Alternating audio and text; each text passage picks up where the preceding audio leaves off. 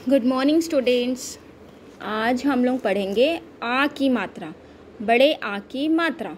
तो आज हम लोग स्टार्टिंग करेंगे बड़े आ की मात्रा से। तो सबसे पहले तो आपको ये पता होना चाहिए कि अ से अहा तक जो शब्द होते हैं, जो वर्ण होते हैं, वर्णमाला पूरी क्या होती है? छोटे आ से ज्ञा तक। इसको पूरी हम हिंदी की वर्णमाला कहते हैं। लेकिन जो अ से आहा तक होते हैं उनको हम स्वर बोलते हैं, और क ख ग घ अंगा चा चा जा जा या ये सब व्यंजन होते हैं। तो आप ये छोटी सी चीज़ जान लो कि जो आपके स्वर होते हैं, स्वर कौन से होते हैं? छोटा आ, बड़ा आ, छोटी ई, बड़ी ई, छोटा ऊ, ये सब मैंने आपको पढ़ाया ना। ये लेके आहा तक ये आपके स्वर हैं, ये आपके स्वर हैं। और व्यंजन क्या होते हैं? आपके व्यंजन होते हैं क, ख, ग, घ, ये पूरा ज्ञा तक, ये आपके व्यंजन होते हैं। और व्यंजन हमेशा ये आधे होते हैं।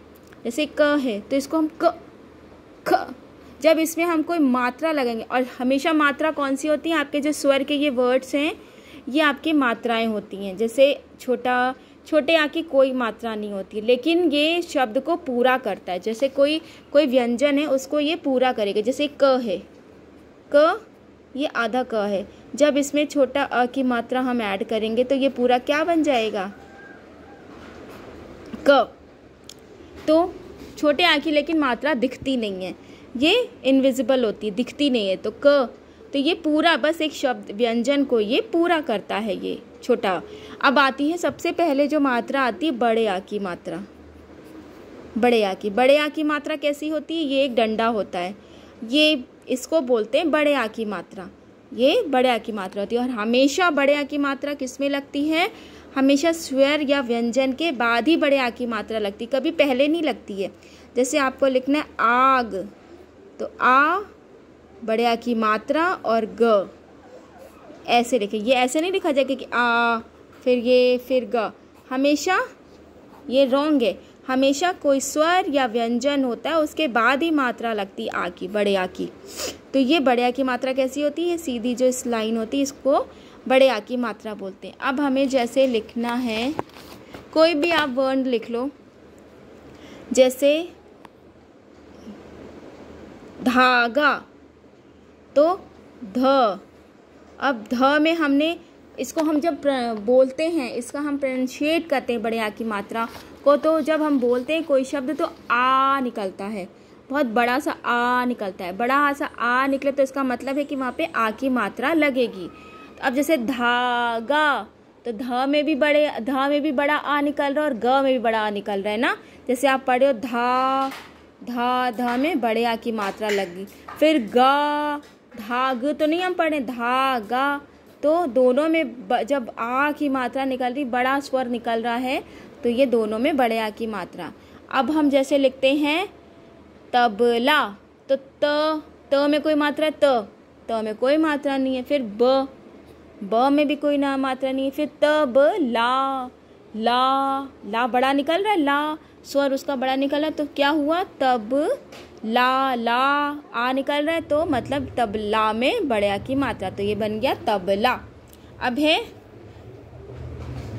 अब जैसे हम ताला, तो ताला में क्या निकल रहा है? बड़े आ की मात्रा निकल रही ना। तल तो नहीं हम लोग बोल रहे हैं, हम लोग क्या बोल रहे हैं? ताला, तो ताला में बड़ा ता निकल रहा है, तो मतलब बड़े आ की मात्रा। फिर बड़ा ला निकल रहा है ना, ला, ताल तो नहीं है, ताला, तो ला में भी आ की मात्रा निकल रही, तो ये बड़े आ की मात्रा। तो आप लोगों को समझ में आया कि जब हम कोई शब्द, कोई वर्ण बोलते हैं और जब उसका स्वर बड़ा निकलता है, तो उसमें मात्रा आ की मात्रा लगाते हैं। जैसे धागा, आ, मतलब कोई भी स्वर, कोई भी वर्ण हम बोलें तो उसमें अगर आ निकल रहा है, आ स्वर निकल रहा है, तो इसका मतलब है आ की मात्रा।